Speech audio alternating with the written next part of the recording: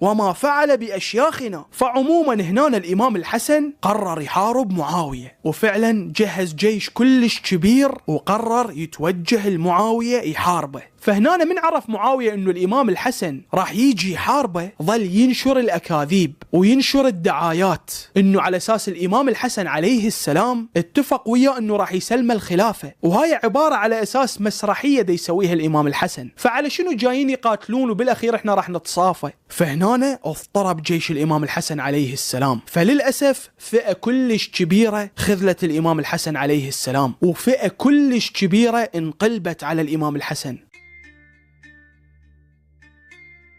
فهنا شاف الإمام الحسن عليه السلام ظلوا وياه فئة كلش قليلة، إذا يروح يحارب بيها راح يقضون على كل آل بيت النبي وكل أتباعهم وما يبقى منهم أي شخص. فكان قدامه خيارين، يا أما يروح يحارب معاوية